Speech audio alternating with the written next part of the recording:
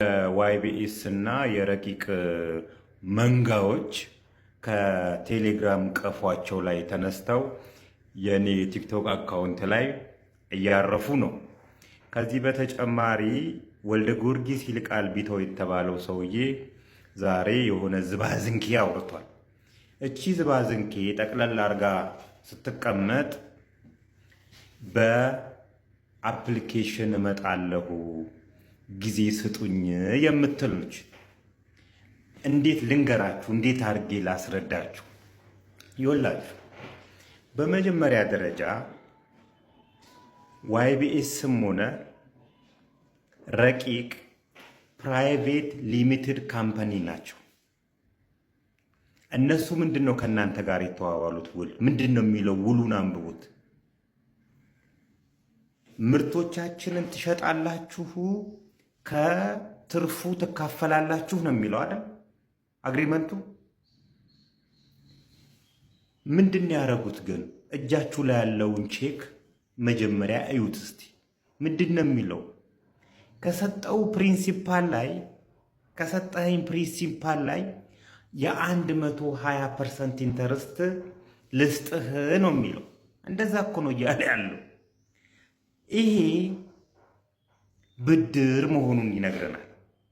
ብድር ደግሞ ኢትዮጵያ ውስጥ ማበደር የሚችሉት ፋይናንሻል ኢንስቲትዩሽኖች ብቻ ናቸው።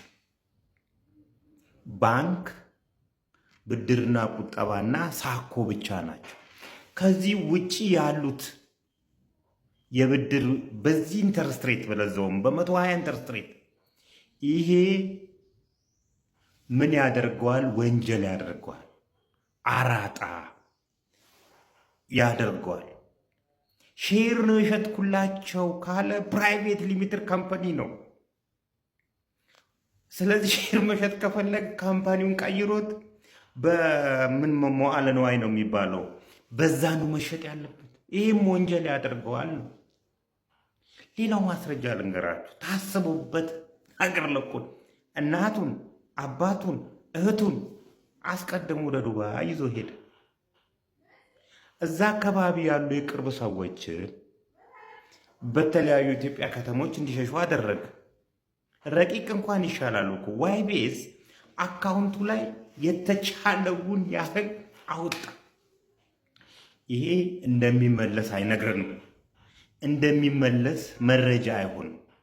አሁን እዚህ አካባቢ ቴሌግራም አካባቢ ፕሮፋይላቸው ላይ የገብርኤልን፣ የማርያምን፣ የሚካኤልን ስዕል አድኖ የለጠፉ ሰዎች የኢትዮጵያውያንን እምነት ሃይማኖት የሚያውቁ ሰዎች ውል ከመፈራረም ይልቅ ማርያምን ማለት እንደሚያሳምን የሚያውቁ ሰዎች ናቸው። አሁንም ፕሮፋይላቸው ያ ነው። እነዚህ ሰዎች እንደዚህ ሲያረጉ እመለሳለሁ በአፕሊኬሽን እመለሳለሁ ሲል ምን ማለቱ ነው መሰላችሁ? መረቁን የጠጣሁት አጥንቱን ልበላ እመለሳለሁ ማለት እኮ ነው። በአፕሊኬሽን ከመጣማ አድሬስ የለውም፣ ብር የለውም። በየትኛው ባንክ ልሰራልን ነው? በየትኛው ሲስተም? አሁን የምሰጣቸውን ደረቅ ቼኮች እንኳን ለመስጠት አቅደህ ነው። ስለዚህ ቤተሰቦቹን ምን አሻሽቶ ገንዘቡን ይዞ የሄደ ሰውዬ እንደሚመለስ ማስረጃ ሊሆን አይችልም። እንደሱ በውሸት ማርያምን ልል አልችልም። ግብረ አበሮቹም ስዕል አድኖ ለጥፈህ እውነታን ልትሸሽግበት የምትችለው ነገር አይኖርም። እኔ ግን የሚመጣ ይመስለኝ የብፅዓት ቀን ነው የሚመጣው። እንደሚመጣ አይነግረንም። ያሉ ማስረጃዎች ያሉት አማራጮች፣ ብቸኛ አማራጮች ረቂቅ ላይም ሆነ ዋይቢኤስ ላይ ያለ አማራጮች የያዛችሁትን አግሪመንት ይዛችሁ ወደ ህግ መሄድ ብቻና ብቻ ነው። በግልም ይሁን በመጠቆም ለፌዴራል ፖሊስም ለአዲስ አበባ ፖሊስም ለጸጥታ አካላት በመጠቆምም ቢሆን ያሉትን ነገሮች በማስረዳት ያለው ነገር ይሄ ነው። ረቂቅ ትሬዲንግ ላይ ገንዘቦች አሉ እየተባሉ ነው ያሉት። እነሱ የሚሆኑበትን በህግ አግባብ መሄድ ብቻ ነው አማራጭ የሚሆነው። እናንተ እንደዚህ አድርጉልኝ ሁላችሁ። አንድ ይሄ መንጋ እንንከላከለውና ፕሮፋይሌን ኮፒ ሊንክ አድርጉት። ሁለተኛው የቅልቦች ኦልሬዲ ቮቱ ተጀምሯል። ፕሮፋይሌ ላይ ሊንክ ያለና የቻላችሁትን ያህል ቮት ስጡ። ይሄን ዓመት ማሸነፍ አለብን።